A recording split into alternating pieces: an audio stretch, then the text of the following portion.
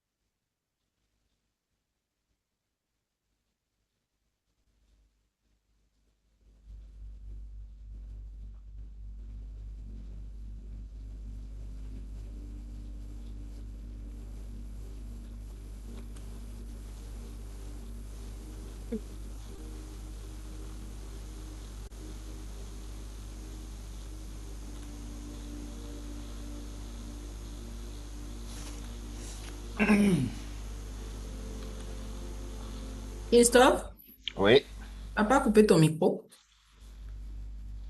ok. Je vais couper le mien aussi.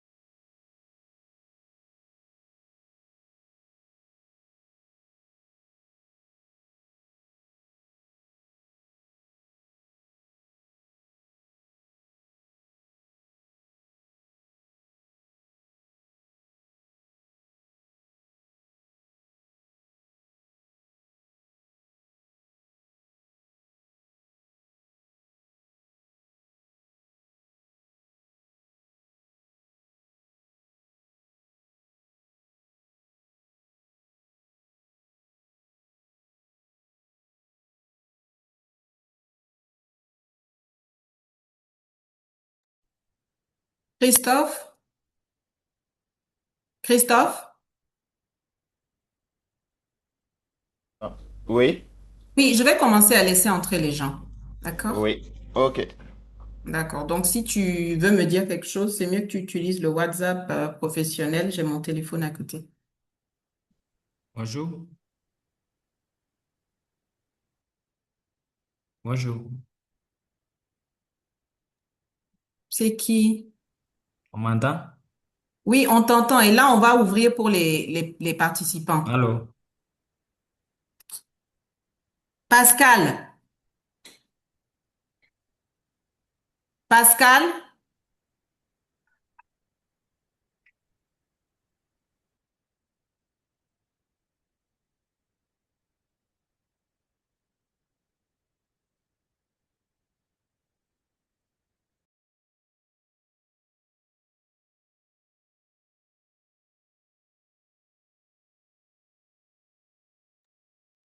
Allô?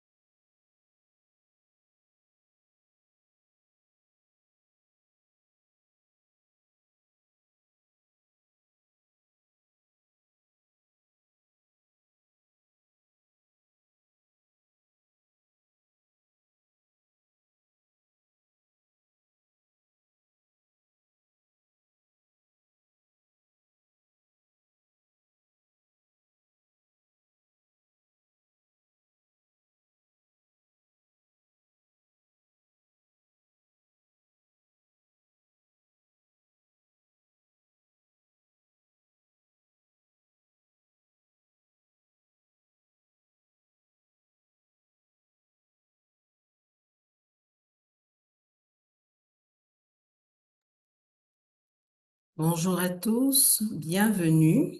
J'espère que la qualité d'écoute est confortable. Nous vous remercions d'avoir accepté de consacrer un peu de temps avec l'équipe de Sancfis à la découverte des solutions VSAT. Le webinaire va commencer dans exactement une dizaine de minutes, le temps de permettre à quelques participants également qui le souhaitent de nous rejoindre pour la session. N'hésitez pas à nous notifier dans le chat si vous avez quelques difficultés.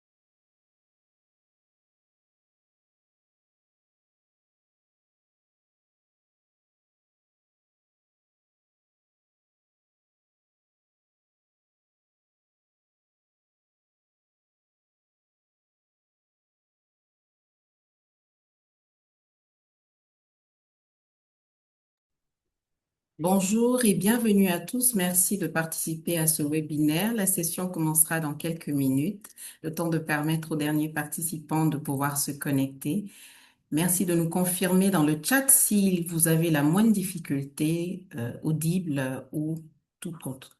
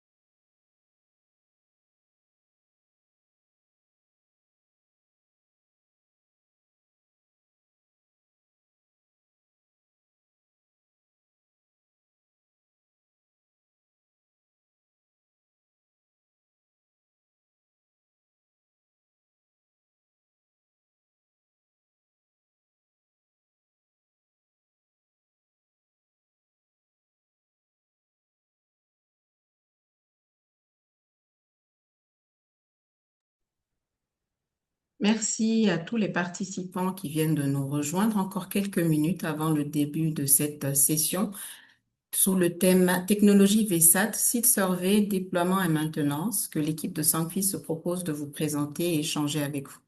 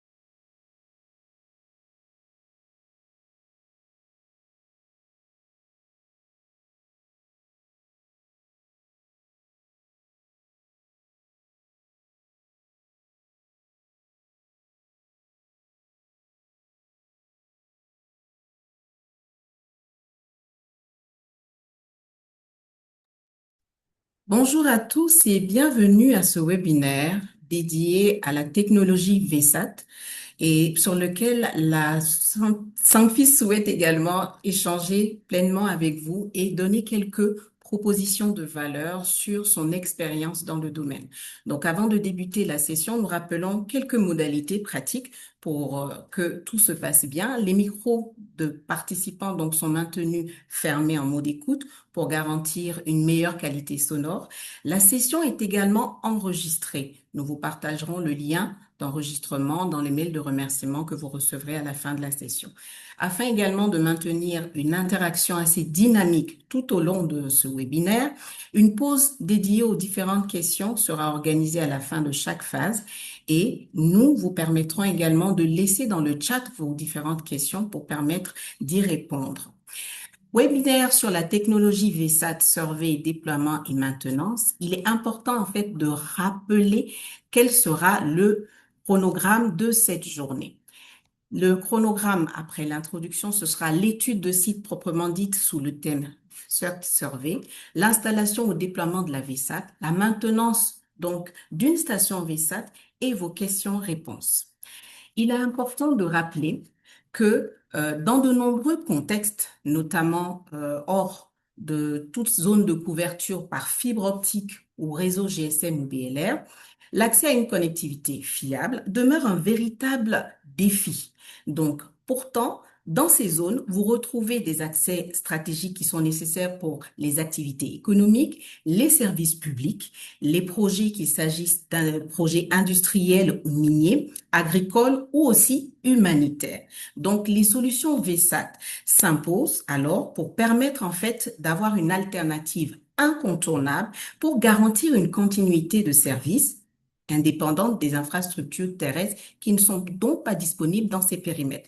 Toutefois, pour permettre l'efficacité de cette solution, il est important d'avoir une méthodologie rigoureuse pour le site survey, permettre le dimensionnement, le déploiement par rapport à des conformités standards, mais aussi une maintenance proactive.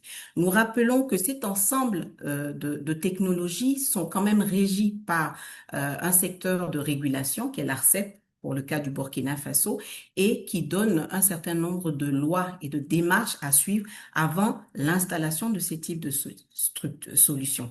Donc, à travers ce webinaire, ce que l'équipe de Sanfis souhaite proposer, c'est permettre un échange sur l'expérience qu'elle a acquis sur plus de 20 années en déploiement de solutions et permettre que dans vos différents environnements, qu'ils soient, je vais dire, éloignés, isolés ou contraignants, vous puissiez prendre en main vos différentes solutions et répondre à vos préoccupations. Permettez quand même qu'on puisse présenter l'équipe de Sanfis qui se propose aujourd'hui de vous proposer ce webinaire. Donc, Sanfis a une vision globale au niveau groupe puisqu'elle a installé dans plusieurs pays de la sous-région, à savoir le Mali, le Niger, la Côte d'Ivoire, le Cameroun, le Bénin, le Togo, le Sénégal également. Donc, devenir un acteur majeur de l'électronique et de la défense, de l'aéronautique civile et aussi de l'identité numérique, de la cybersécurité, entre autres, en gardant comme objectif d'être l'accélérateur des performances de vos entreprises en alliant tout ce qui est technologie et innovation. Au fil des années, nous avions commencé avec un métier cœur qui était celui des télécoms pour répondre à toutes vos préoccupations et qui aujourd'hui va être en focus avec les solutions de technologie VSAT. Nous avons aussi développé d'autres pôles de métiers que sont l'infrastructure, l'intégration de services, la cybersécurité, la radiocommunication, mais aussi l'identité et la biométrie qui viennent en appui pour permettre de gérer les accès sécurisés aux différentes ressources et aux populations. Et enfin, dans le contexte actuel, la partie sécurité et défense. Il est important pour nous de vous rappeler également nos valeurs, c'est-à-dire l'engagement fort envers les clients, l'esprit d'équipe, le respect des collaborateurs, la prise de risque et cette obsession de la performance et de l'innovation et aussi de la créativité qui est au cœur de nos activités, mais aussi pour les générations futures, la protection de l'environnement.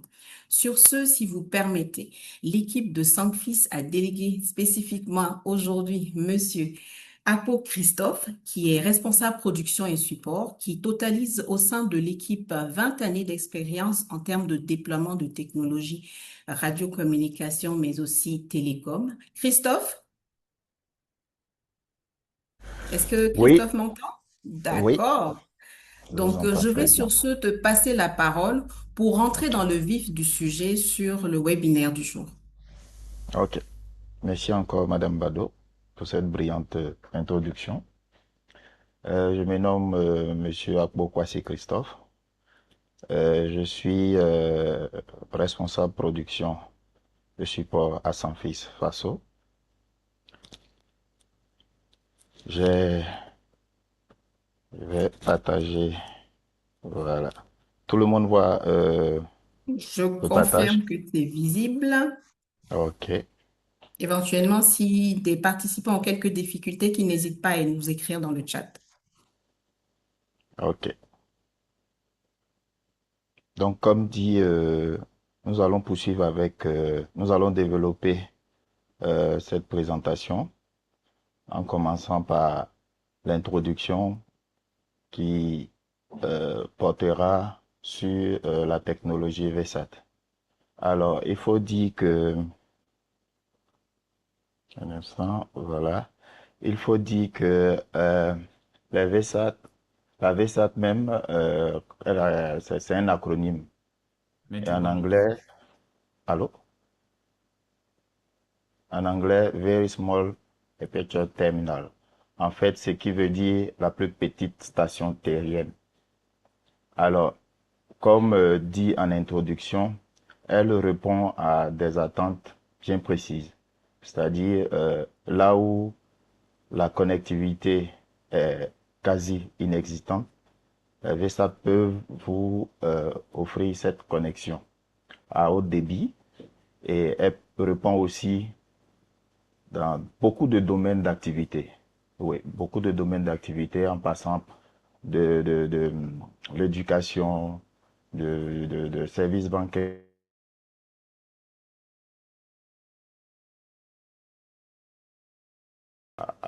au système de défense et de surveillance. Il faut dire aussi que les VSAT interviennent dans le domaine technologique, dans les recherches. Donc, pour développer cette présentation, nous allons nous articuler sur trois aspects. L'étude de site ou survey, survey en anglais, l'installation et la maintenance.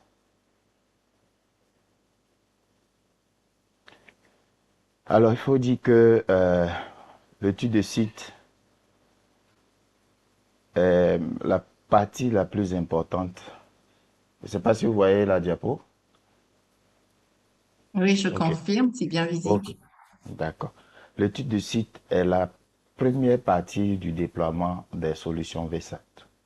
Cette partie est très importante parce que elle permettra de garantir une bonne installation.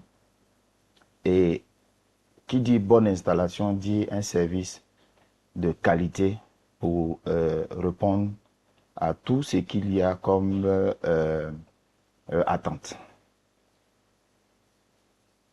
Alors, l'étude du site va s'articuler autour de quelques points, notamment la préparation. Donc, qui dit une bonne organisation dit une bonne préparation.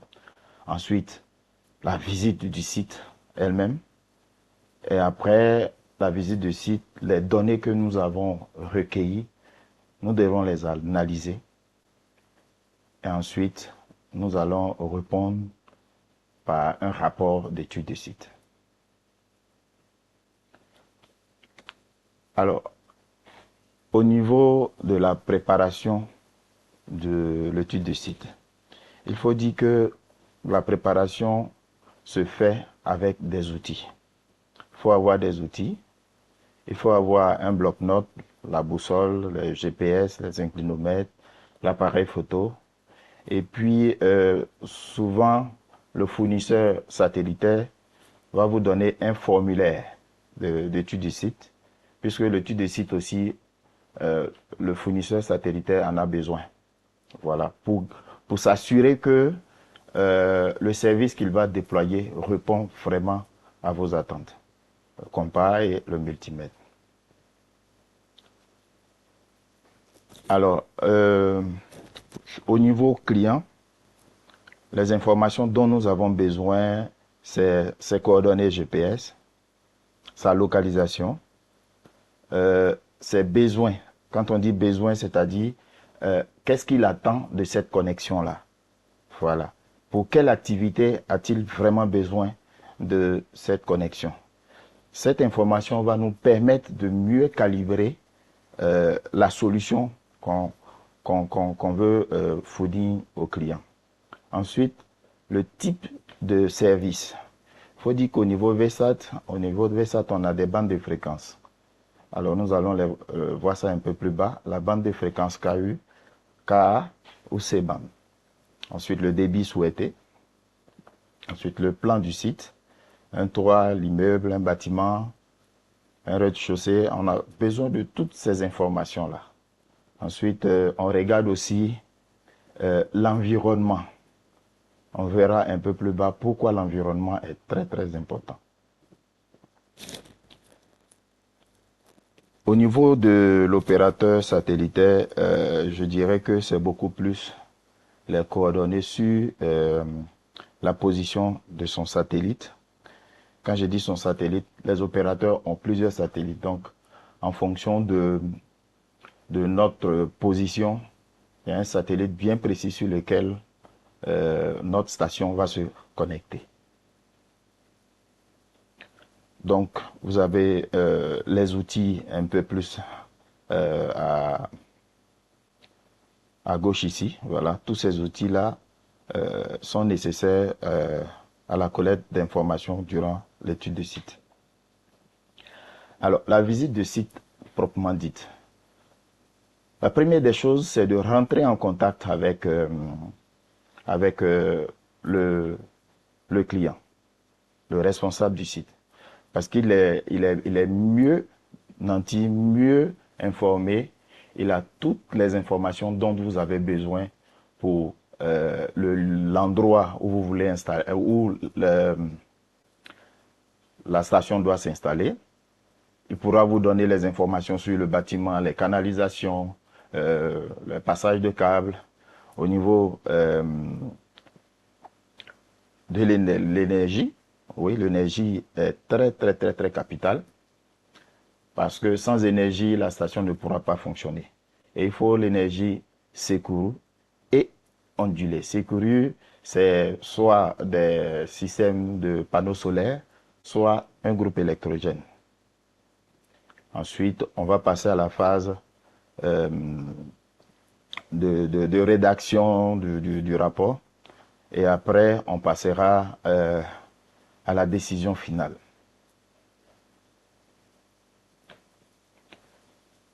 Comme dit plus haut, l'analyse des informations. Dans l'analyse des informations, la bande passante disponible est très très importante.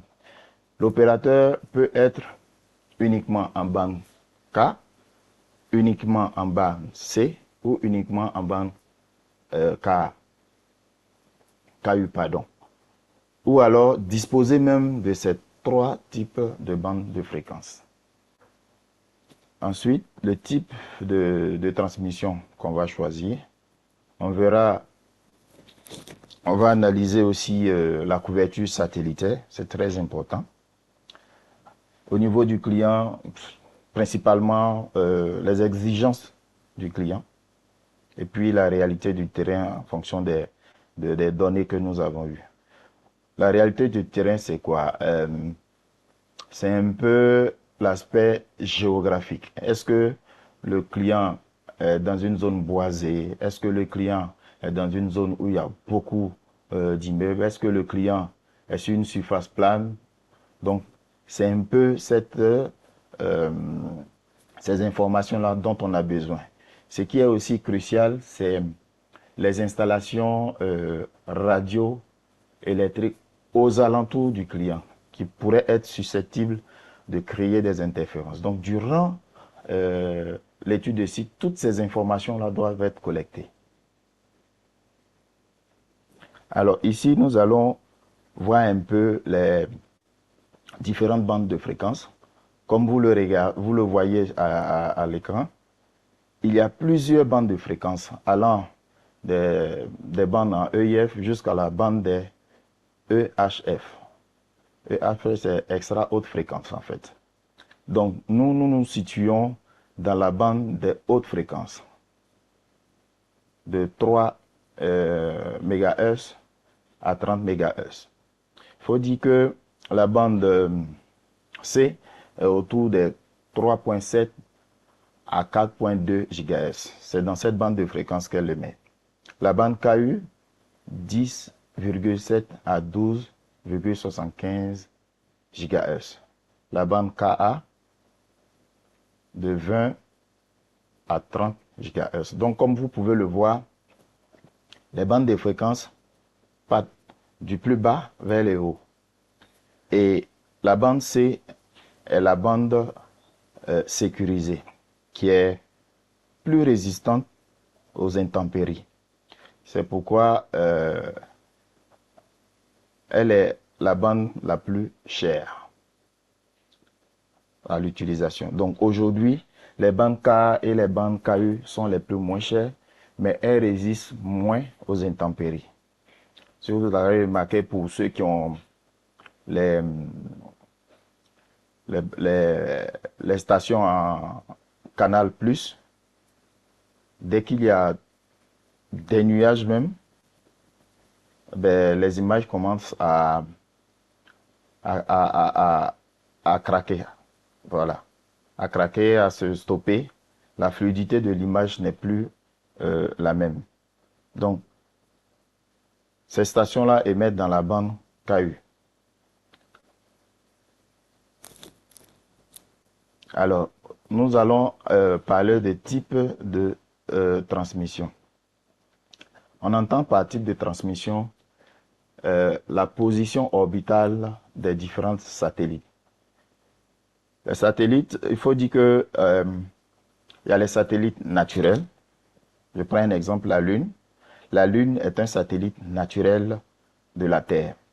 Donc, elle gravite autour de la Terre et l'attraction de l'astre qui est le Soleil sur la Lune, ajoutée à celle de la Terre, fait que la Lune reste autour de la Terre à une même position. Voilà, donc c'est cette technologie-là qui a été utilisée pour positionner les satellites artificiels. Donc, à une certaine position de la Terre, on verra les satellites géostationnaires. Les satellites géostationnaires sont autour de 36 000 km de la Terre. Donc, elles offrent une large couverture. Et il faut dire que la couverture, c'est quoi? C'est un peu quand vous prenez une lampe et que vous éclairez sur un mur. La zone qui est éclairée, c'est cette zone-là qui représente en fait la couverture satellitaire. Et pour les stations, les satellites positionnés en géo, nous voyons ici qu'il y a 3 satellites. Il faut seulement 3 satellites pour assurer la couverture totale de la Terre. Et ces 3 satellites sont à une position fixe. Donc le satellite en question couvre la zone uniquement 24 heures sur 24 et 7 jours sur 7. Ensuite va venir la partie méo. La méo, c'est, disons, la moyenne position. Donc, elle se positionne entre les 3000 et les 36 000 km et 8 000 km au niveau de la surface de la Terre. Il faut dire qu'ici, cette couverture est effectuée avec en moyenne 6 satellites. Et la différence va se situer au niveau des temps de réponse que donne chaque position. Si on prend par exemple Géo va nous donner 700 millisecondes. Quand on parle de millisecondes, c'est des pings. Les pings, c'est quoi? C'est la requête qu'on envoie entre deux points bien précis. Donc, au niveau des méos, on va se retrouver à 150 millisecondes. Et nous allons voir la dernière position qui est Léo, la position la plus basse. Elle nécessite entre 100 et 1000 satellites pour pouvoir couvrir toute la surface de la Terre. Et au niveau des pings, on est à 50 millisecondes. Donc vous voyez que à 50 millisecondes, on est pratiquement avec les temps de réponse de la fibre au niveau terrestre et des liaisons BLR. Mais il faut dire ici aussi que toutes ces positions-là des satellites nécessitent beaucoup de ressources. Imaginez-vous 1000 satellites dans le ciel qu'il faut maintenir. Parce que graviter autour de la Terre nécessite de l'énergie, nécessite du carburant. Voilà. Donc tous ces satellites-là ont du carburant embarqué. Et ce qui fait que les satellites ont une durée de vie. Et quand la durée de vie arrive à terme, elles sont soit propulsées dans l'espace, soit retirées à leur position pour éviter, je précise bien, pour éviter que des débris se retrouvent sur la Terre à causer des dommages. Alors, il faut dire aussi que à certaines positions, ces débris-là se consument dans l'atmosphère. Voilà, ça se consume dans l'atmosphère. Alors, ici, nous voyons la zone de couverture, comme je l'ai dit plus haut. Donc, à l'image, à l'extrême gauche, vous voyez un peu, on a des niveaux de réception. Donc, en fonction de la couverture, comme j'ai dit, la torche, la lampe que vous éclairez sur le mur, vous allez voir que au centre, la lumière est plus concentrée qu'au niveau périphérique. C'est la même manière que au niveau de la couverture VSAT, au niveau du point focal au centre, si une station est installée là-bas, elle va recevoir un niveau plus élevé qu'une station qui est au niveau périphérique. Et il faut dire qu'au niveau périphérique, la liaison est sujet à des moments d'instabilité. Pourquoi? Je vous explique. Comme dit plus haut, les satellites ont besoin de carburant pour se stabiliser sur leur orbite. Donc, par moment, le spectre qui est émis, vu que le satellite a bougé légèrement, donc les stations qui sont au niveau périphérique vont voir leur niveau chuter avant de remonter, puisque au niveau du hub des satellites, au niveau des nodes des satellites, il y a des agents qui sont permanemment là pour ramener ces satellites-là à leur position initiale. Donc, en fonction du niveau de réception, on voit ici que le diamètre de la parabole est défini. Donc, vous voyez, plus le niveau de réception est élevé, plus le diamètre de la parabole est moindre. Donc, si je prends un exemple, si on a 50 dB, watts de réception, on se retrouve avec des paraboles de 0,60 mètres, qui sont à peu près les paraboles de canal qu'on voit. Ensuite, si on a un niveau de 43 dB watts, on se retrouve à 1 mètre 35, disons 1 mètre 2 de diamètre. Donc, en fonction de la couverture, vous allez voir, en fonction de la couverture et votre localisation, vous aurez à peu près une idée de la parabole que vous devrez utiliser. Il est clair que plus la parabole est large, vous avez un gain plus élevé et vous avez un signal appropriée. Alors, au niveau de les exigences clientèle, il faut dire que le plus important, c'est de savoir à quoi va servir la liaison. Est-ce que ça sera pour la lecture de mails, de vidéosurveillance, de conférences ou de suivre des vidéos sur YouTube, du streaming bien sûr, etc. Ensuite, il faut recueillir aussi des informations au niveau du fournisseur. Le client, dans ses recherches, peut avoir une idée claire du fournisseur qu'il veut.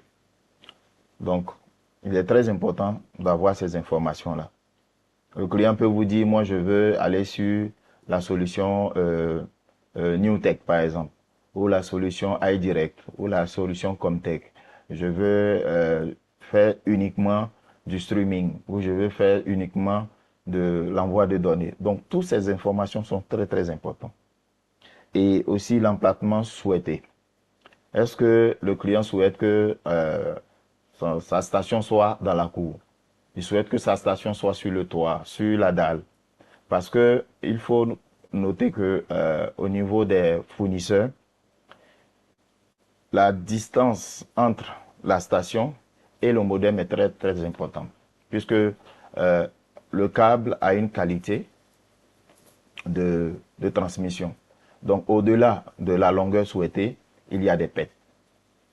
Ensuite vient le budget du client, la bande de fréquence qu'il souhaite, et puis le type de station VSAT qu'il souhaite. Quand on parle de type ici, c'est soit du Géo, soit du Méo ou du Léo. Alors, vient ensuite la partie de la réalité sur le terrain dont je parlais. L'image ici caractérise un peu l'environnement où la station VSAT doit être installée. Vous avez le NLOS, No Line of Sight, c'est-à-dire une visibilité indirecte. Ici, au niveau des stations VSAT, il faut impérativement, je le signale clairement, il faut impérativement une visibilité directe, que ce soit en MEO, que ce soit en LEO et que ce soit en GEO. Beaucoup pensent qu'au niveau Léo, c'est un peu comme le GSM, il suffit de prendre le kit, l'installer et le déploiement est fait. Non. Au préalable, il faut s'assurer que la zone est véritablement dégagée. Sinon, vous allez appeler le fournisseur et lui dire qu'il vous a vendu une mauvaise connexion ou bien une connexion qui n'est pas de qualité. Or, pourtant, à la base, vous n'avez pas pris soin de vérifier la visibilité. Comme expliqué, le MEO et le LEO nécessitent un tracking permanent des satellites. Voilà. Comme au niveau des MEO et des LEO, la zone de couverture n'est pas, disons, fixe. Voilà, les satellites tournent autour de la Terre en ne couvrant pas une même zone. Donc, il y a un système de tracking euh, qui est en place. Voilà. Si je remonte un peu au niveau de l'image que je vous avais présentée, vous allez voir que il y a une durée estimée pour le tracking. Par exemple, au niveau géo, ça va se limiter à 0, puisque, comme j'ai expliqué, c'est une même zone qui est constamment couverte 24 heures sur 24 et 7 jours sur 7. Au niveau MEO, le tracking va se faire sur 1 heure. Donc vous allez voir que MEO est un peu, pour ceux qui s'y connaissent, hein, la technologie utilisée par O3B.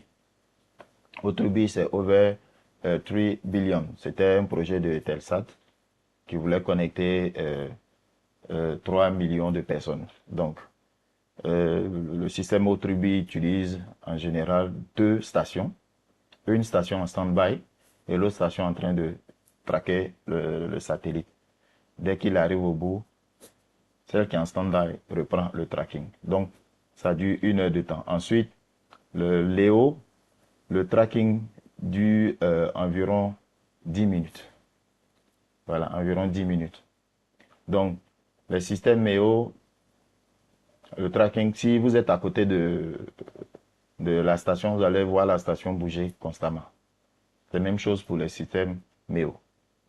Donc, je reviens sur la partie visibilité. Comme dit, c'est très, très important. Donc, si durant le tracking, euh, votre, votre station tombe sur un arbre ou sur un mur, vous allez voir que pendant ce moment-là, ça sera coupé. Voilà, vous serez coupé durant ces moments-là et vous allez vous plaindre. Alors, vient aussi le rapport de ce V. Bon, c'est un exemple que j'ai mis.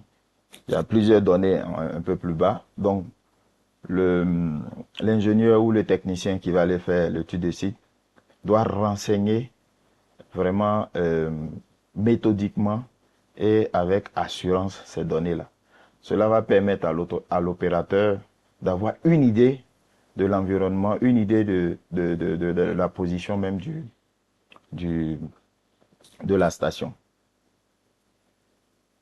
Alors, voilà un peu résumé les étapes de l'étude de site. Alors, la première étape, la visibilité directe. Si oui, on passe à une seconde étape. La seconde étape, c'est les interférences.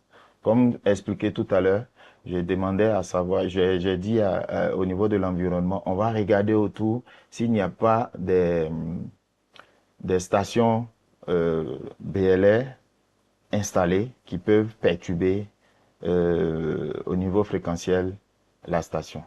Sinon, on va à la partie déploiement. La partie déploiement, le pied ballast, bon, le pied ballast, si vous regardez un peu sur l'image qui est à gauche, le pied ballast, c'est ce qui est posé carrément au sol. Donc, au niveau des deux stations. Voilà, le pied ballast. Sur le pied ballast, on pose des briques ou de la terre ou quelque chose de lourd pour empêcher que la station bouge. Si oui, alors on passe à l'installation. Sinon, on passe à enrober béton. Enrober béton, c'est lorsqu'on on enfouit dans le sol le support, le pied de la parabole. Si oui, alors l'installation peut se faire. Sinon, on retourne à la conclusion que l'installation n'est pas possible. Ensuite, on passe à la visibilité. Non. S'il n'y a pas de visibilité, la solution, c'est de chercher une autre position que celle souhaitée par le client. Voilà. Si on a cette position-là, oui, alors on revient encore à l'étape de l'interférence et ainsi de suite. Sinon, on retombe, comme dit, l'installation n'est pas possible. Ensuite, si la position alternative au niveau de l'interférence est possible, si oui, on peut faire l'installation, sinon on ne peut pas faire l'installation. Donc ici, vous avez un recap de la possibilité de faire une installation après l'étude des sites.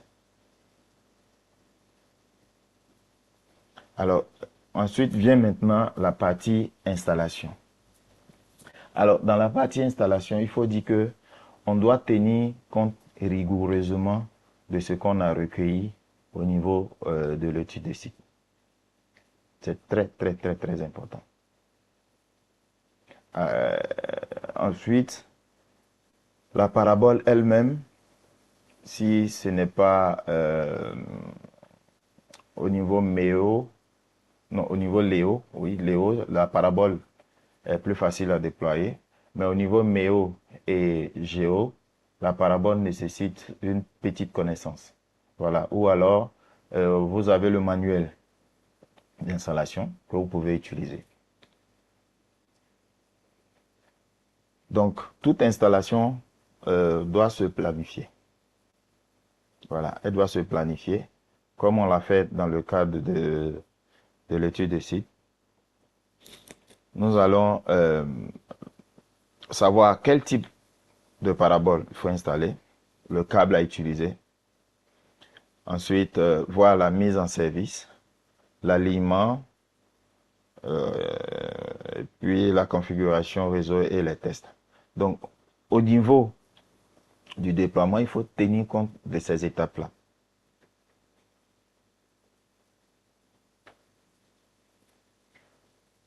Au niveau de la planification et de la préparation, il faut toujours avoir les informations, comme dit un peu plus haut, sur le passage de câble, sur le numéro de série de l'antenne, sur les coordonnées satellitaires. Ensuite, il faut encore aller au niveau de la position souhaitée par le client, faire encore des vérifications. Est-ce que euh, avec nos calculs, parce que en fonction des coordonnées du satellite, on a la position du satellite, en fonction des coordonnées GPS de la locale du site, on va calculer ce qu'on appelle l'azimut et l'élévation, qui sont deux données très très importantes pour pouvoir faire ce qu'on appelle l'alignement avec le satellite. Donc, en fonction de la boussole, vous allez être orienté sur l'azimut. En fonction du compas, vous allez être orienté sur l'élévation. Donc, déjà, en plus de l'étude de site que vous avez fait, vous allez vous rassurer durant l'installation que oui, effectivement, à la position X ou à la position Y, mes données que j'ai correspondent. En ce moment-là, vous procédez à l'installation en commençant par, comme dit plus haut, le pied ballast ou bien l'enrobé béton. Donc, il faut dire que le pied ballast, les supports qu'on utilise pour maintenir la parabole sont préalablement faits.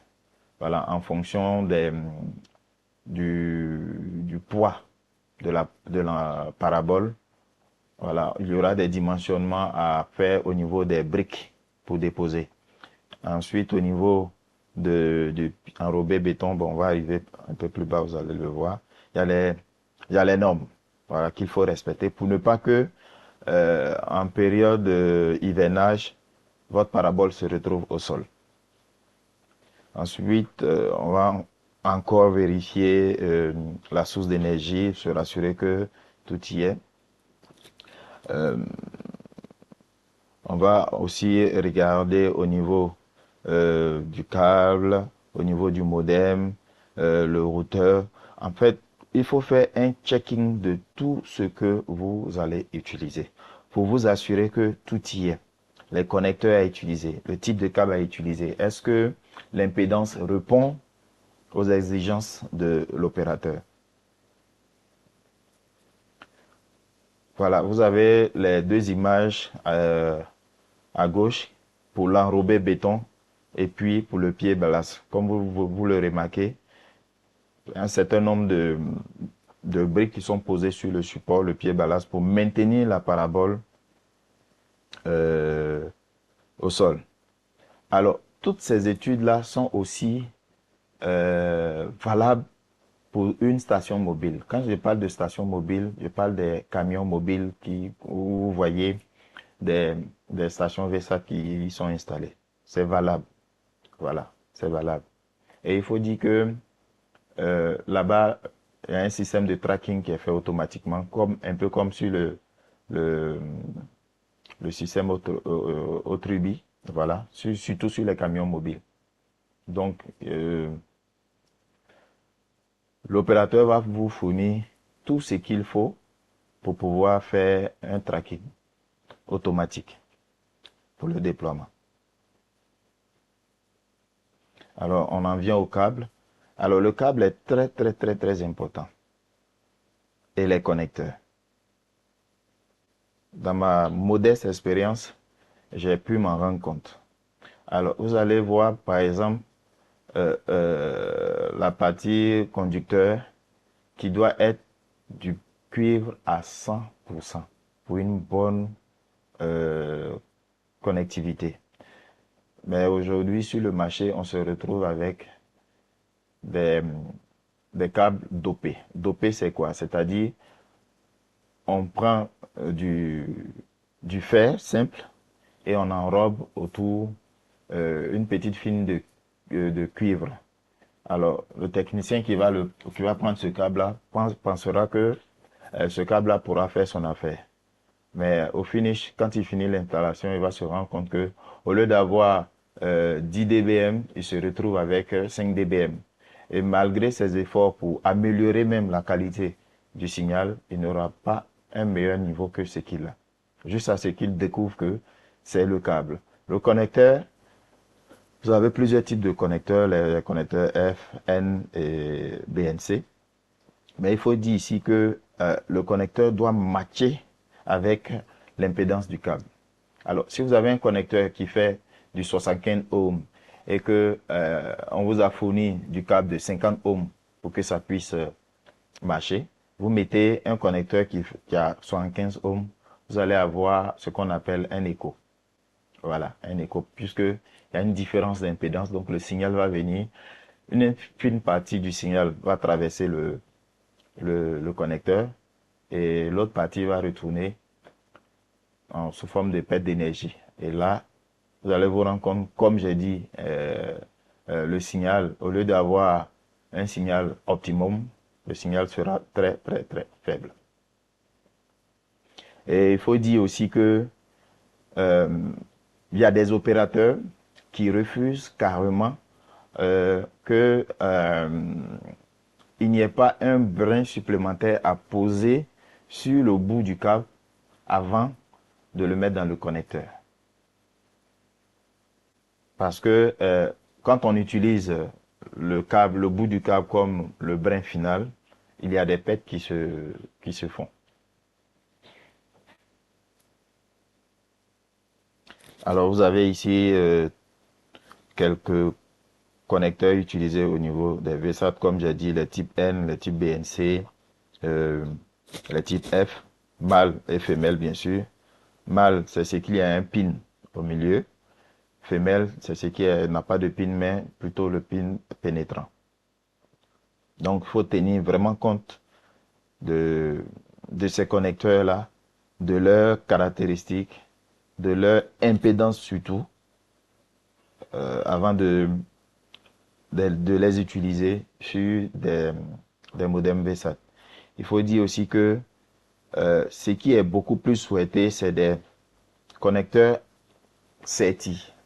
C'est-à-dire, quand je dis SETI, c'est-à-dire on utilise une pince pour les verrouiller sur le câble, plutôt que des connecteurs qu'on voit beaucoup plus sur les câbles des kits des installations Canal+, où on enroule simplement le câble, on dénule tout simplement. Ça peut causer des dégâts inimaginables au niveau des stations, puisque c'est le modem qui alimente les équipements outdoor en 48 volts, en 24 volts et en 12 volts.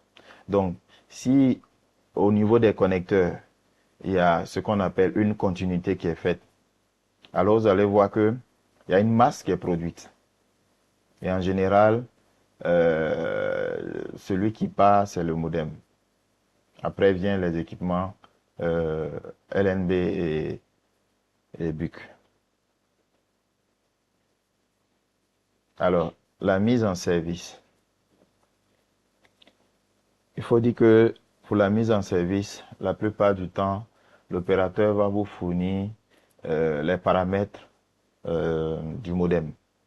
Il va vous envoyer euh, les fréquences, l'ID du site, l'ID à mettre sur les paramètres pour que euh, la synchronisation avec le hub se fasse.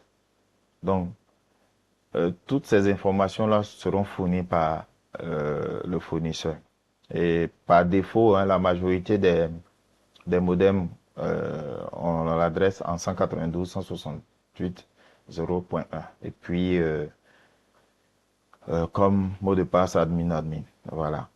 Ensuite va venir la partie où vous devrez configurer soit vous, hein, voilà, parce que ça va dépendre du client. Si le client a, a un informaticien sur place, alors en ce moment-là, euh, c'est l'informaticien qui va faire configurer la partie PPE et tout le reste au niveau de son routeur pour que la connexion puisse s'établir. Et bon, comme expliqué plus haut, une fois que vous avez fini tous ces paramétrages au niveau azimut, au niveau élévation sur la partie outdoor, c'est-à-dire au niveau de la parabole, ben, le modem systématiquement avec les paramètres fournis par l'opérateur, le modem tout seul va avoir le signal, ensuite il va activer sa transmission, il va se synchroniser avec le satellite, il va recevoir tout ce qu'il y a comme paramètres QoS, demander le débit et tout le reste. Ensuite, l'adresse IP, que ce soit privé ou public, qui va être sur votre équipement. Alors, dans la partie alignement, comme expliqué, vous avez l'azimut et l'élévation. L'azimut, c'est quoi? L'azimut, c'est tout ce qui est balayage horizontal. Voilà. Donc, en fonction du satellite, des coordonnées satellitaires et des coordonnées du site, il y a des sites où vous pouvez aller et trouver la valeur exacte de l'élévation et de l'azimut. Il y a des sites en ligne qui peuvent vous donner. Il y a des applications aussi qui peuvent vous donner. SatMaster, par exemple, peut vous donner ces informations-là. Et vous, sur place, au niveau des, de l'élévation, vous allez avoir une graduation ici qui va vous dire 50 ou à 70 ou à 40 degrés d'élévation. Voilà. C'est pareil pour l'azimut, mais l'azimut, c'est limité. Vous allez voir sur la partie où l'azimut, ils ont mis plus ou moins 5 ou plus ou moins 10. Donc ça veut dire quoi? Quand vous tournez votre parabole à gauche ou à droite et que vous avez un signal, vous loquez, quand on dit loquer, vous bloquez la partie qui est fixée sur le support. Et c'est avec cette partie plus ou moins 10 ou 5 que vous profinez pour avoir, pour optimiser le signal. Voilà. Et pour certains opérateurs, le LNB, le feed, doit être aussi orienté. Voilà. Tout ça permet de optimiser vraiment la qualité du signal. Donc, ces deux éléments que j'ai cités, élévation et azimut, vous les avez ici. Donc, ici, c'est pour l'élévation. Et là, c'est pour l'azimut. Voilà, pour profiner l'azimut. Sinon, avant, on dévisse là. Voilà, si ces vis là, on les dévisse. Et on peut tourner la parabole à 360 degrés. Voilà. Donc, la partie configuration, réseau et tout le reste, comme dit un peu plus haut, là, c'est à la charge du client. Voilà, c'est le client. Maintenant, s'il le veut, l'ingénieur qui est sur site peut le faire pour lui. Mais pourquoi on préfère que ce soit le client? Parce que euh, l'intervention de l'ingénieur, en général, s'arrête au niveau du modem. Le reste, parce que le client a ses mots de passe, il a euh, son espace privé qu'il veut protéger. Donc, on réserve cela au client, mais s'il le veut, on peut l'accompagner. Ensuite, on a les tests et validations. Alors, au niveau de l'ingénieur, le test qu'il aura à faire, c'est avec le NOC du fournisseur. Les ping, les speed tests, ouvrir telle application ou bien ouvrir telle page et dire en combien de temps ça s'ouvre. Mais ça, ces tests-là n'ont rien à voir avec le client. Voilà. La partie qui concerne le client, ce sont ses applications. Donc, une fois que l'ingénieur a fini ses tests avec l'opérateur et que l'opérateur confirme que l'installation est bien faite, parce que, euh, il faut le dire, durant tout le processus, on attend toujours la confirmation de l'opérateur parce qu'il y va de sa crédibilité. Voilà. L'opérateur va te dire, OK, l'installation est parfaite, pardon. Donc, vous pouvez desservir le service au client. En ce moment-là, le client va venir faire ses tests, Sage, Orion, tout ce qui va derrière, si c'est du streaming ou bien si c'est des cours en ligne qu'il veut faire, il pourra faire tous ces tests-là. Donc, au niveau des pings, il faut dire que en fonction de la position du satellite, si c'est en géo, comme dit plus haut, on est à 700 millisecondes. Si c'est en méo, on est à 150 millisecondes. Si c'est en léo, on est à 50 millisecondes. Avant de poursuivre, je ne sais pas si vous avez des questions. Oui, Christophe, merci déjà Oui, pour ces deux phases bien déclinées. J'ai reçu par WhatsApp deux questions. La oui, première, c'est la personne demande, c'est Monsieur Daouda, la oui, résistance des différents types de VSAT aux intempéries. oui. Ça, c'est la première question. Et la deuxième, il dit, Mhm, vous avez parlé de modem routeur. Est-ce à mhm. dire que certains kits VSAT peuvent être uniquement équipés de modem et pas de modem routeur? Ok, très bonne question.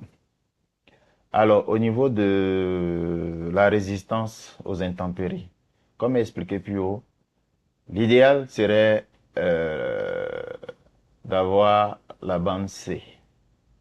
Tout est question de la bande C. Elle est coûteuse, mais dans cette bande-là, elle résiste encore mieux. Je dirais même qu'elle est quasi euh, imperturbable au niveau de la bande C. La bande KU et KA, malheureusement, ça je le dis malheureusement, elles sont sujets à des perturbations au niveau des intempéries, que ce soit en géo, que ce soit en léo ou en méo. Voilà, elles sont sujets. C'est vrai que il y a des algorithmes qui ont été développés pour que cela soit plus résistant, mais elles restent toujours sujets à des perturbations. Il faut dire que l'évolution des technologies a permis cela. Aujourd'hui, c'est de moins en moins. Oui, c'est de moins en moins. On a par exemple l'algorithme du fake qui permet de corriger les erreurs. Mais à un certain niveau, il faut redémarrer le modem pour que ça puisse reprendre la connexion. Alors, la technologie avançant, oui, pour la deuxième question, la technologie avançant, euh, on peut utiliser le modem comme routeur. Mais comme dit plus haut, c'est pas conseillé. Il faut toujours avoir son routeur après le modem pour pouvoir soi-même appliquer ses QoS, pour pouvoir soi-même mieux surveiller euh, l'utilisation et la bande passante que on veut faire passer derrière. Si par exemple vous utilisez le modem du fournisseur pour pouvoir avoir la connexion sur l'ensemble de votre structure, vous allez vous rendre compte que à chaque fois que vous avez besoin de faire des modifications au niveau QoS, c'est-à-dire suspendre Facebook par exemple ou YouTube par exemple durant les vidéoconférences, vous allez demander toujours à l'opérateur satellitaire de le faire. Or, si vous avez votre routeur, vous pouvez vous-même appliquer cela. au niveau de votre routeur sans toutefois demander à l'opérateur. Parce que demander à l'opérateur, ça va prendre du temps, ça va souvent pas bien se faire parce que, bon, il faut dire aussi qu'au niveau du NOC, ils sont constamment sollicités. Donc, ils vont peut-être vous mettre sur une liste d'attente. Bon, tout cela ne sera pas commode pour vous. Alors que si vous avez votre routeur, vous avez vos QoS que vous pouvez vous-même manier comme vous voulez. Vous avez des VPN à installer vous-même. Vous le faites sans problème. Voilà. Ok, c'est bien noté, donc je te laisse poursuivre. Ok, merci beaucoup. Alors, vient la troisième étape qui est la maintenance. La maintenance, c'est de pouvoir rétablir un service, un bien à son fonctionnement d'origine. Voilà. Donc, vous avez installé une connexion. À l'origine, le, le fournisseur satellitaire vous a dit, ah, c'est parfait, c'est très bon. Le client a testé, c'est très bon, ça marche bien. Mais au bout de 3 mois, 1 mois, 6 mois, 1 an, le client va se plaindre disant que non, au début, j'arrivais à lire mon YouTube, au début, j'arrivais à faire ma vidéoconférence, au début, j'arrivais à envoyer un fichier de 1 méga, de 2 mégas en 5 minutes, en 10 minutes, mais maintenant, il me faut 1 heure ou il me faut 30 minutes, ou bien même je n'arrive même pas à le faire. Alors vient la phase de maintenance. Ici, euh, l'ingénieur sera amené à checker de bout en bout. Quand je dis de bout en bout, c'est des équipements outdoor aux équipements indoor et même, j'insiste encore, à aller même au niveau du LAN du client. Oui, c'est très important. On a tendance à accuser souvent la connexion, mais on oublie aussi que le problème peut venir de notre propre LAN. Voilà, donc l'ingénieur va checker de bout en bout chaque étape. Et il faut dire qu'au niveau des maintenances, nous avons deux types de maintenance. La maintenance préventive et la maintenance curative. La maintenance préventive va consister à faire quoi? Donc, nous allons le voir à la suite. Donc, la maintenance préventive est une maintenance qui se fait régulièrement. Elle est souvent sujet de contrat avec le client. Donc, durant cette maintenance-là, on va définir les périodes sur 1 mois, sur 2 mois, sur 3 mois, ou alors avant chaque saison, par exemple. Voilà, avant la saison hivernage, il faut faire une maintenance. Après la saison d'hivernage, il faut faire une maintenance. Voilà. Donc ça, c'est la maintenance préventive. Et elle va consister à faire quoi? Elle va consister à vérifier l'étanchéité. L'étanchéité au niveau des connectiques. Oui, il faut le dire, c'est très important. C'est vrai qu'ici au Burkina, la pluviométrie n'est pas élevée, mais dans des pays côtiers, euh, le plus gros problème que nous avons rencontré là-bas, c'était l'eau qui entrait dans des équipements outdoor, voilà, ou dans des connecteurs. Donc, vous allez vous retrouver euh,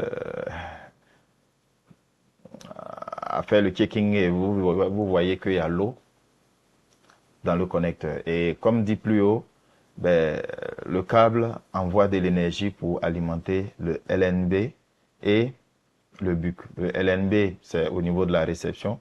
Le BUC, c'est au niveau de la transmission. Donc, les deux sont le Loyal Node Block pour le LNB, qui est un filtre en réalité, et le BUC, Block App Converter, qui est un peu comme un ampli. Voilà. Vous allez voir, pour les grosses paraboles, par exemple, c'est énorme.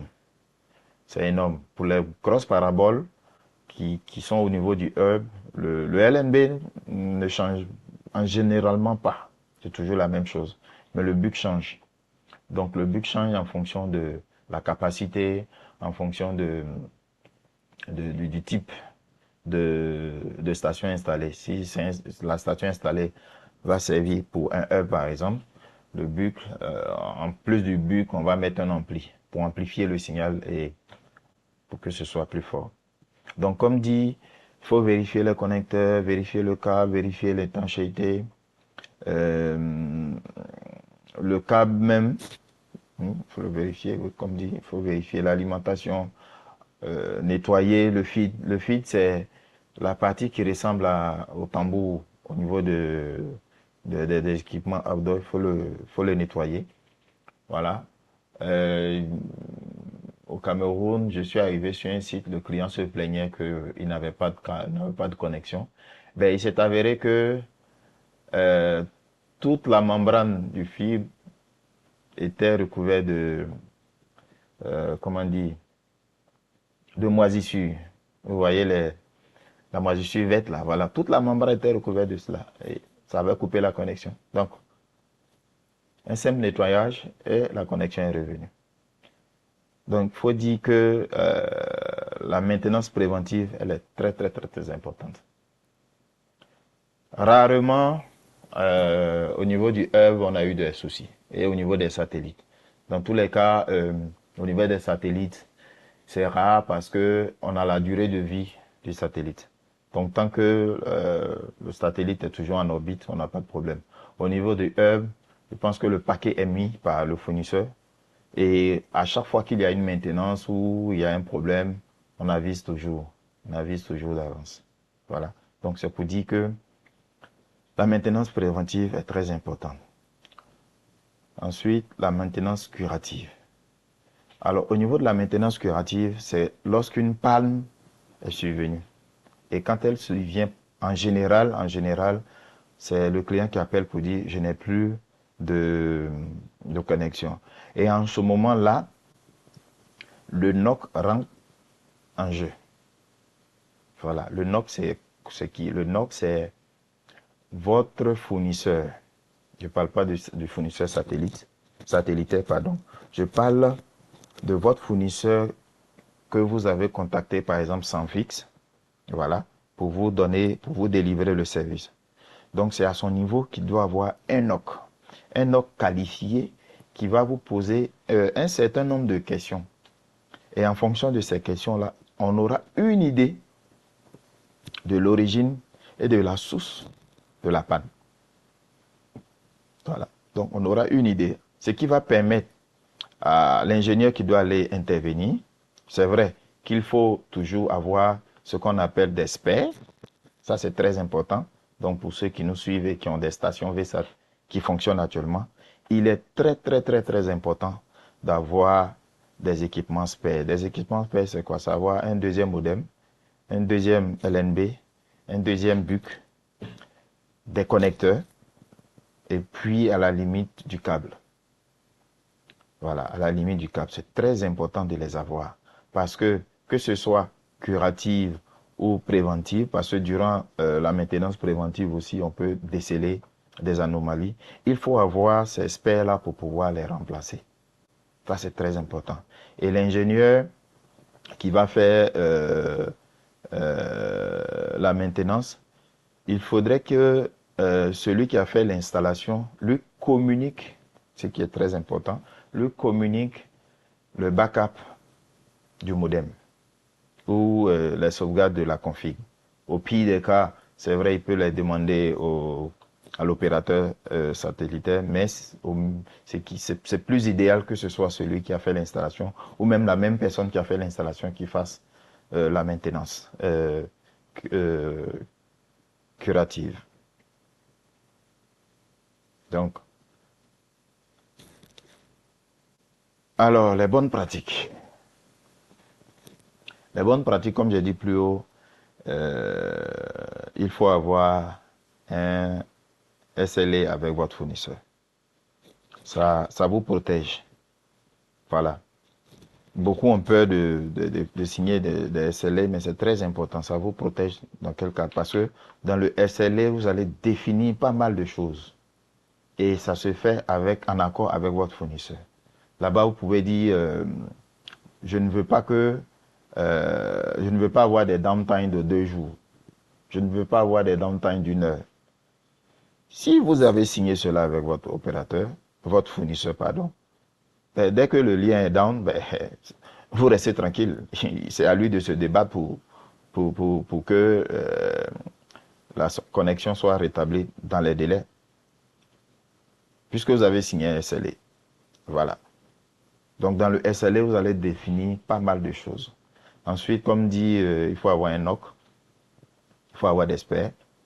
Et puis, à la limite, fait une petite formation des utilisateurs, de l'IT par exemple, de la structure, ou de celui qui est chargé d'avoir une vue sur les équipements. Une petite formation sur les LED de fonctionnement, quand est-ce qu'il y a un problème, quand est-ce que tout va bien, et où il faut checker les pings, sur quoi il faut faire les pings, et tout ça. Il faut une toute petite formation pour que l'utilisateur puisse vraiment faire un petit diagnostic avant de contacter le NOC. Ensuite vient les documents d'installation, les documents d'intervention. C'est bien de les avoir parce que ça permet de faire un récap en fait. Voilà, sur le SLA, disons-le. Alors, en conclusion, il faut dire que aujourd'hui, la technologie MEO est beaucoup plus utilisée. Léo, pardon. Léo est beaucoup plus utilisée. Elle fournit tout ce que, je dirais, en griffe, les connexions terrestres fournissent. Ce qui fait que beaucoup d'utilisateurs, beaucoup de clients qui sont dans les zones reculées, aujourd'hui réclament des connexions Léo pour leur service. Donc, cela est disponible, mais bon, je pense que la réglementation au Burkina limite un peu cela en ce moment, mais quand elle sera ouverte, je pense que Sanfi se fera un plaisir de vous aider, que ce soit en Léo, que ce soit en Méo et en Géo pour vos déploiements. Merci beaucoup et je reste Merci, disponible Christophe. pour des questions. Merci pour cette brillante présentation déclinant les différentes étapes, à savoir le site survey, qui est une étape très fondamentale pour la qualification du besoin et l'atteinte des Ouais, objectifs souhaités par les clients, comme tu l'as rappelé. Il y a donc une forte implication du client à faire à cette étape-là pour permettre qu'au effectivement. déploiement et par la suite, on puisse avoir un résultat qui répond vraiment aux attentes. Pour les questions, n'hésitez pas, chers participants, à les formuler dans le chat. Nous sommes donc à la phase des questions et réponses. J'en ai encore reçu par WhatsApp. Christophe, quelle serait la fréquence de maintenance préventive suggérée pour bande C, bande KU, bande K? Maintenance préventive. Alors, bande C, comme expliqué, je dirais que on peut aller à 6 mois pour les bandes C, disons pour les zones au Burkina ici où la pluviométrie n'est pas aussi élevée. Mais bande K et, et bande KU, je dirais qu'il faut aller à 3 mois, 3 mois. Et à chaque fois qu'il y a des intempéries, euh, il est souhaitable, je le dis, il est souhaitable qu'on fasse un checking pour voir. Voilà, il est souhaitable. Mais dans les zones à forte pluviométrie, je dirais que chaque 3 mois, chaque 2 mois, il faut checker les connectiques, il faut checker l'état surtout l'état des équipements outdoor. Voilà. Que ce soit en C, que ce soit en K ou en KU, dans les zones à forte pluviométrie, chaque 3 mois, voire même chaque 2 mois, il faut checker. Parce que là-bas, il pleut à tout moment et les variations de température vont effriter un peu l'étanchéité qu'on met ou bien la membrane même du feed. Et à un point même plus important, dans les zones à forte pluviométrie, vous allez voir que les corbeaux vont picorer la membrane. Oui, ça arrive. C'est arrivé à plusieurs reprises. Donc, vous allez voir que sur les fils, on a mis une grille autour qui protège, qui fait que ces corbeaux-là ne peuvent plus se poser et picorer euh, la membrane. Voilà, c'est un peu ça. D'accord. Une autre question reçue. Est-ce que tu peux revenir brièvement sur le rôle du LNB, du BUC, du modem, du feeder? Alors, on va commencer par le modem. Le modem, c'est un décodeur et un encodeur. Le terme modem vient de cela. Voilà. Modulation et démodulation. C'est ça qui donne modem. Voilà. Et il reçoit le signal venant du LNB. Il décode ce signal-là. Il encode le signal et il le renvoie vers le BUC. Alors,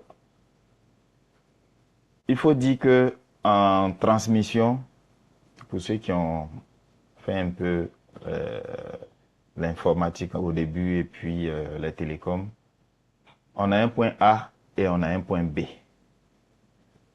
Donc le signal qui est envoyé au point B, il faut que le point B puisse décoder ce signal-là et enlever l'information et pouvoir transmettre l'information à l'utilisateur.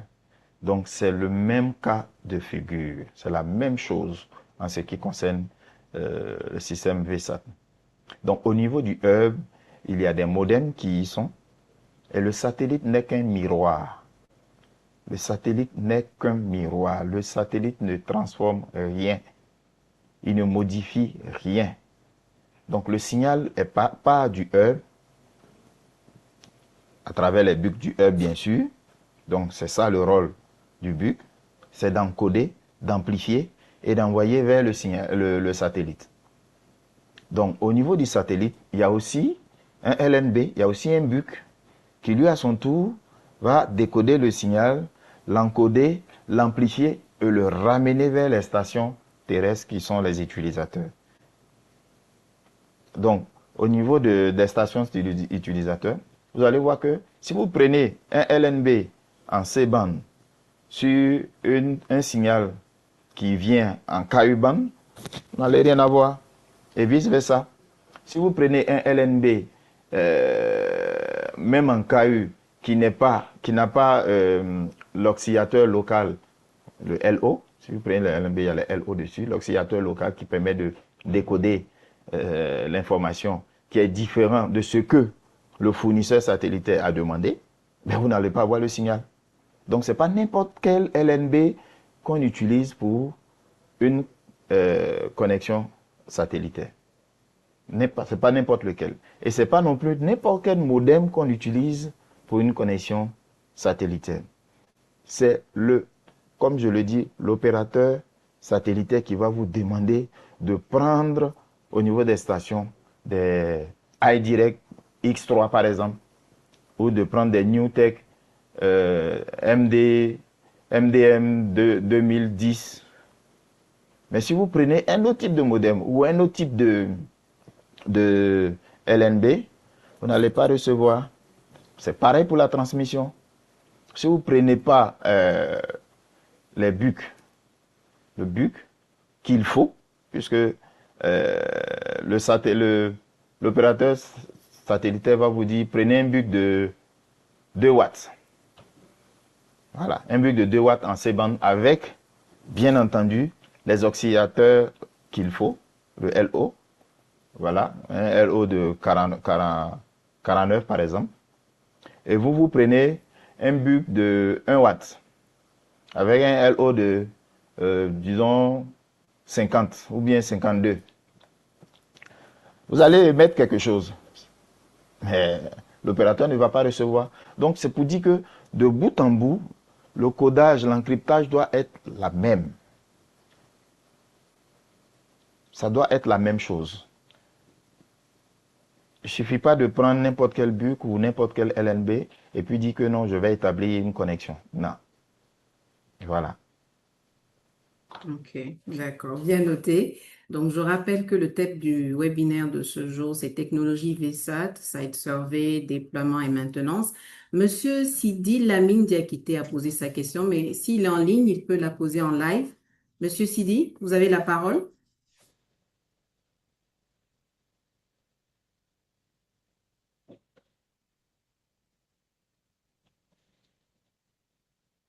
Ok, je lis en Oui, attendant. alors, Allô, monsieur Sidi? oui, bonjour. Voilà, bienvenue. Allez-y. Merci. Alors, merci d'abord pour votre présentation. Ma question, c'est concernant les dépannages directs par rapport à à la VISAT, quoi. Maintenant, moi, j'aimerais savoir s'il y a des problèmes liés au niveau de la connexion, comment on peut distinguer le problème, si le problème est à l'interne ou si le problème est du côté du satellite, quoi.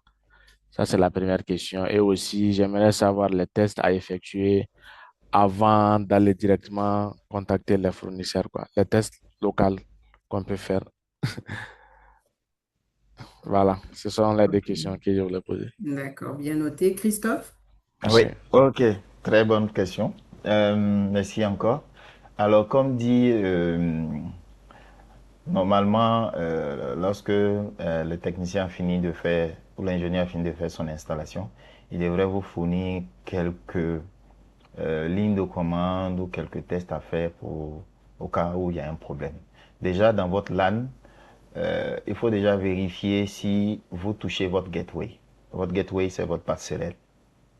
Voilà, si déjà dans votre LAN, vous touchez votre gateway, c'est déjà une très bonne chose. Ensuite, va venir l'étape suivante qui est de vérifier la connectivité entre votre routeur et le modem satellitaire. Ce soit un câble RJ45 en général de 1 mètre ou 2 mètres environ, soit, bon, pour des nouveaux modems, hein, ça peut être des ports SFP en fibre. Voilà. Donc, c'est de vérifier si au niveau des LED, si au niveau de l'aspect physique, si tout y est normalement connecté. Voilà. Ça, c'est la deuxième étape. Si tout est normal, en ce moment-là, vous passez à la troisième étape, c'est de vérifier le modem. Alors, la vérification du modem se fait à deux niveaux. D'abord, les LED. Voilà, vous allez avoir des LED où c'est écrit TX, RX et puis status. En général, c'est ces trois-là qu'on regarde. Bon, ensuite, pour certains modems, il y a la LED réseau qui s'allume. Voilà. Alors, en général, c'est vert. Tout doit être vert. Ou blanc, tout doit être blanc. Quand il y a un qui est rouge ou jaune, il y a un problème. Voilà. Quand c'est rouge ou jaune, si ça concerne le LAN, en ce moment-là, comme j'ai dit, vous checkez le câble entre votre routeur et le modem. Maintenant, si c'est le reste, le RX ou le TX ou le status, en ce moment-là, vous contactez votre fournisseur pour dire, ah, sur mon modem, je n'ai pas de connexion, mais je vais vérifier au niveau du modem, le statut des LED là n'est pas normal. Il y a deux qui sont verts ou il y a deux qui sont blancs et il y a un qui est rouge ou il y a un qui est orange. En ce moment-là, le fournisseur va prendre la relève pour le diagnostic. Maintenant, si tout est blanc et que vous n'avez pas toujours la connexion, en ce moment-là, vous allez passer au ping. Comme j'ai dit, vous allez pinguer votre passerelle. Si ça passe, si vous avez l'adresse du modem, vous le pinguez pour voir si ça passe. En ce moment-là, vous allez aller au-delà du modem. Vous pouvez pinguer, par exemple, le DNS de Google que tout le monde connaît, qui est 8.8.8. Si lui il passe, en ce moment, vous appelez votre fournisseur pour dire, ah bon, écoute, je ping Google.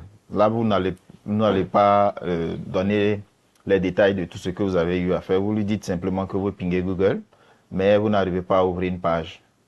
En ce moment-là, lui, il va checker à son niveau. Parce que, comme j'ai expliqué, s'il y a l'eau qui rentre dans des connecteurs, s'il y a l'eau qui rentre dans des connecteurs, ça va venir jouer sur la qualité du signal. Ça ne va pas couper systématiquement le signal, mais ça va jouer sur la qualité. Voilà. Vous allez voir qu'au niveau du modem, tout est vert, mais vous n'arrivez pas à naviguer. Tout simplement parce que le niveau du signal a baissé et ne vous offre pas cette capacité-là de fluidité que vous devrez avoir. Alors, c'est le fournisseur qui va venir checker et puis il va voir que c'est au niveau du connecteur du RX, au niveau du connecteur du TX ou au niveau du BUC ou du LNB. Voilà. C'est un peu ce qui est comme là. Mais comme dit, celui qui est installé doit vraiment vous donner ces petits détails-là ou comment on dit, on appelle ça, j'ai oublié le terme qu'on nous on utilise, les checkings préventifs que le client doit faire. Voilà. D'accord. Et Monsieur Sidi, ça répond à votre préoccupation? C'est bon? Ok, d'accord. Nous avons encore deux questions dans le chat. Monsieur Oumar Maïga, est-ce que vous Oui. pouvez intervenir par rapport à votre question? Vous avez la parole. Monsieur Oumar Maïga. Oui, merci beaucoup, Madame Ayaba Bado, et félicitations à Kouassi pour la présentation. Au Merci fait, beaucoup. je vous encourage beaucoup vraiment à aller sur cette lancée-là. J'ai deux questions par rapport à votre présentation. Donc, la première, c'est de savoir, y a-t-il une solution pour résoudre le problème d'interférence entre deux sites? Comme vous le savez, souvent au cours des déploiements, Oui, on se heurte des fois à des problèmes c'est ça, c'est d'interférence. ça, c'est ça. Donc ça, c'est la première question. La deuxième question, est-ce qu'il y a une distance à respecter entre deux stations VSAT? Ça, OK. c'est la deuxième question. Oui, s'il y en a, quelle est la distance minimum qu'il faut respecter? Merci beaucoup et bonne continuation. Merci bien. Alors, pour la première question, les interférences. Pour les interférences, je dois l'avouer, il n'y a pas grand-chose à faire. Voilà. Quand on est sujet d'interférence, c'est d'arrêter une source, la source qui perturbe. Si on arrive à arrêter cette source-là, on a résolu le problème. Il faut dire qu'aujourd'hui, même en Léo, l'interférence pose beaucoup de problèmes au niveau des, des différents fournisseurs. Léo, faut dire que Starlink n'est pas le seul aujourd'hui à produire des solutions en Léo. Amazon y est, Eutelsat y est. Donc, au niveau international, le contrôle des stations VSAT au niveau de l'espace, ce problème-là est majeur, puisque eux, ils voient dans le futur, ils voient plus loin, ils se disent que si maintenant on a ce problème d'interférence, il faut réfléchir à l'avenir. Et comme dit, j'ouvre une parenthèse pour dire que l'espace est une poubelle à ciel ouvert concernant les satellites. Si vous faites des recherches sur Internet, vous allez voir la constellation des satellites aujourd'hui, c'est vraiment énorme et c'est une préoccupation. Donc, pour revenir aux interférences, la seule solution, c'est d'arrêter une source.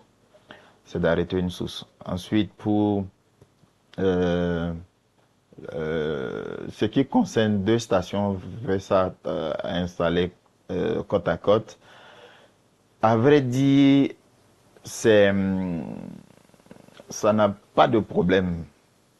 Mais le problème va se limiter, va être au niveau physique, la taille.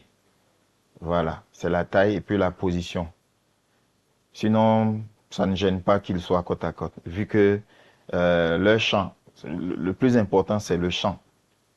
Voilà, si l'autre est dans le champ de l'autre, c'est là qu'il y a un problème. Mais sinon, s'il n'est pas dans le champ et qu'il permet une bonne visibilité avec l'autre satellite, il n'y a aucun problème. C'est ce qu'il faut vérifier. Voilà. Sinon, la position n'a pas vraiment de problème si il n'y a pas de problème au niveau du champ avec le satellite, comme j'ai dit au niveau de l'étude des sites. Merci. Monsieur Maïga, est-ce que c'est bon? Oui, merci beaucoup, Monsieur Kwasi, pour Je les vous en éléments de prie. réponse. Je vous en prie. Seulement, je voulais ajouter, est-ce que, par Mhm. exemple, en cas Mhm. d'interférence, on peut utiliser les filtres pour pouvoir résoudre le problème? Ça, c'est ma dernière question. Merci. Les filtres, oui, on peut les utiliser. On peut les utiliser. Mais comme dit, il faut identifier la source déjà. Ça, c'est un. Voilà, il faut identifier la source et puis pouvoir utiliser les filtres. Mais bon, ça, c'est en accord avec l'opérateur, bien sûr. C'est vrai que nous aussi, on a eu à utiliser des filtres, mais quand l'intensité du signal venant de l'autre côté est vraiment énorme, c'est soit changer, nous, notre arrivée, puisque c'est au niveau des LNB que on a beaucoup plus de ces interférences-là. On va changer notre fréquence. Ou soit, comme dit, bon, ils mettent le filtre, mais bon, le filtre, il peut agir. Par moment, il agit, oui, mais comme dit, c'est la source qui est plus importante. Ok, merci beaucoup, vraiment, merci. Je vous en prie. Ok, je ne vois pas d'autres questions dans le chat ni de main levée. Si des intervenants ou participants souhaitent poser leurs questions, on va laisser encore quelques minutes.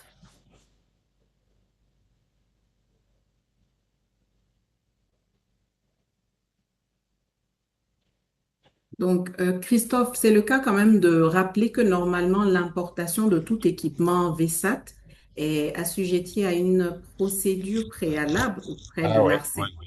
effectivement. Aujourd'hui, la CEP a régulé tout ce domaine-là, tout ce qui est radiofréquence, tout ce qui est équipement, BSAT, BLR. Aujourd'hui, c'est sujet à des normalisations. Voilà. La CEP, vraiment, je tire le chapeau à la CEP. Ils ont vraiment commencé à réguler le secteur. D'accord, et je rappelle que par communiqué en date du 20 mars, l'ARCEP avait notifié également que la commercialisation des kits de type Starlink n'était pas pour le moment autorisée pour le cas du Burkina. Monsieur Afdal Diémy, est-ce que vous êtes en ligne? Monsieur Afdal Diémy, vous avez la parole. Et bonjour à tous.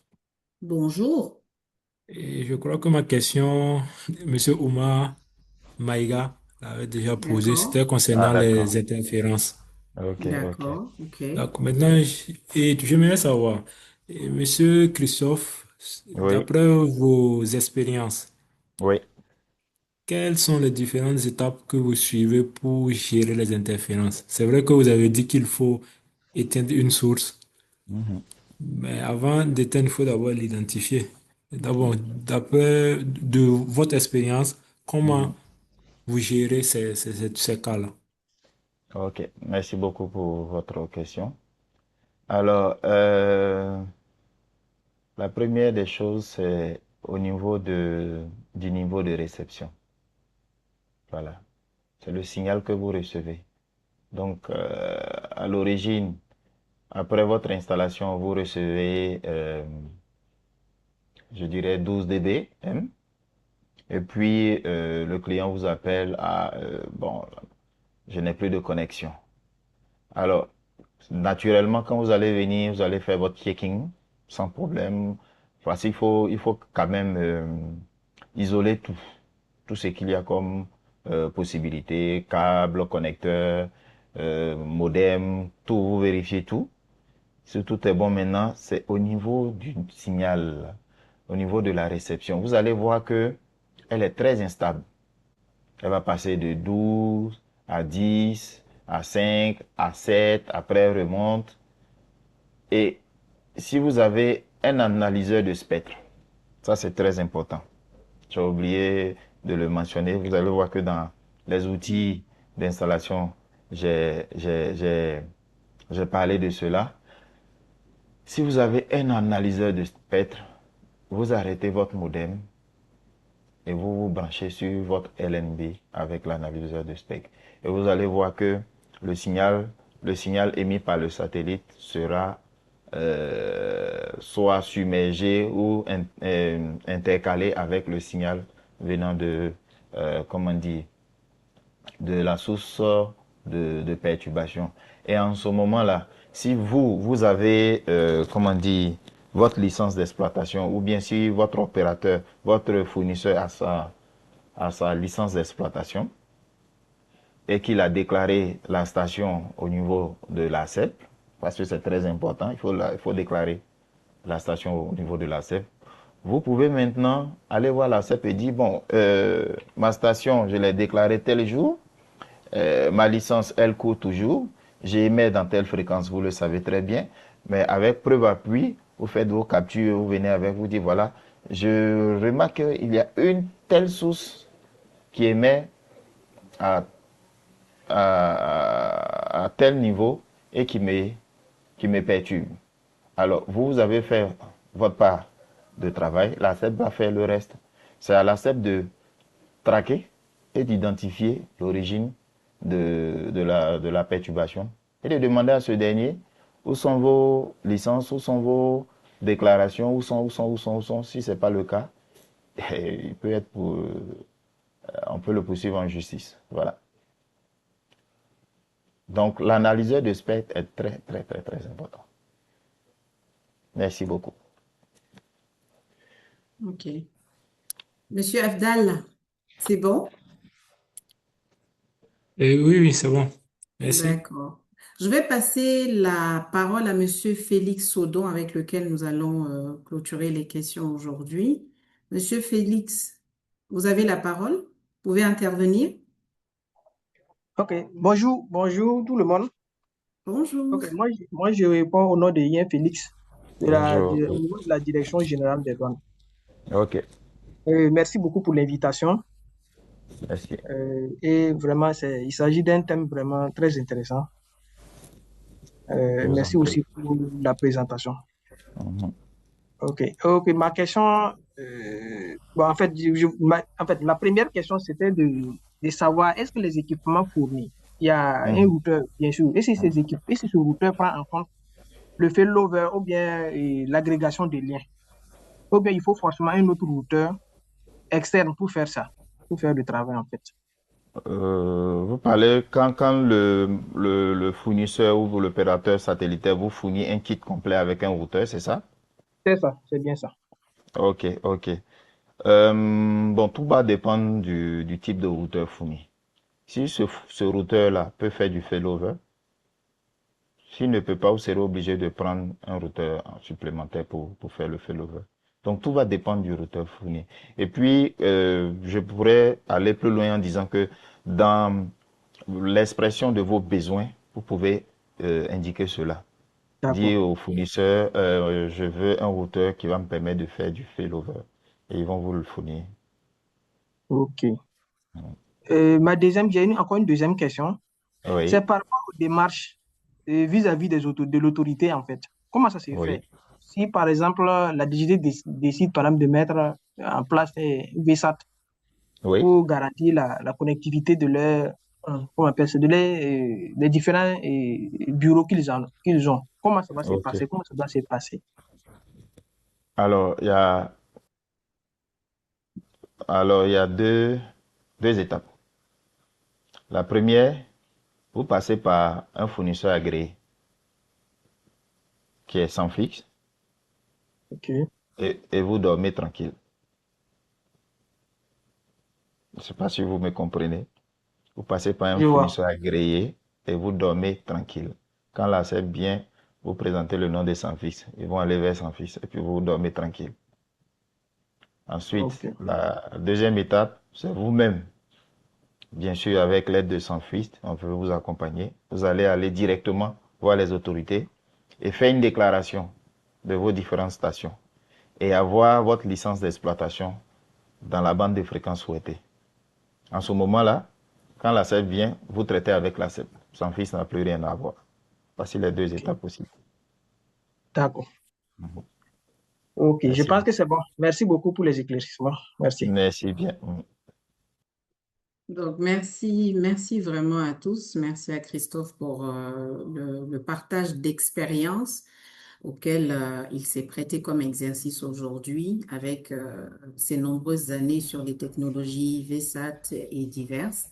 En Merci résumé, beaucoup. donc, on a parlé de trois étapes fondamentales qui permettent de qualifier vos besoins, de les adresser et de permettre de répondre en termes de solutions à vos attentes, quel que soit le type de VSAT qui sera déployé. Donc, c'est important de connaître votre environnement source. C'est important que le déploiement tienne compte de vos préoccupations, mais aussi que vous ayez l'aptitude, en cas de défi, de pouvoir diagnostiquer les premiers niveaux et les escalader à votre partenaire qui va répondre en fait à la préoccupation, à la résolution du problème.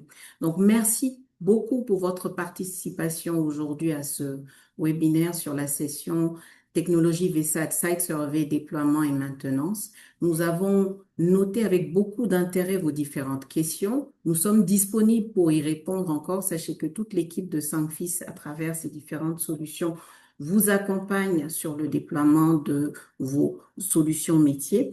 Et en l'occurrence, si vous avez des besoins, n'hésitez pas à nous contacter pour la qualification de vos différentes préoccupations. Rendez-vous en 2026 pour d'autres expériences, partages à travers nos webinaires. Je souhaite à toutes et à tous une bonne fin d'année et à très bientôt.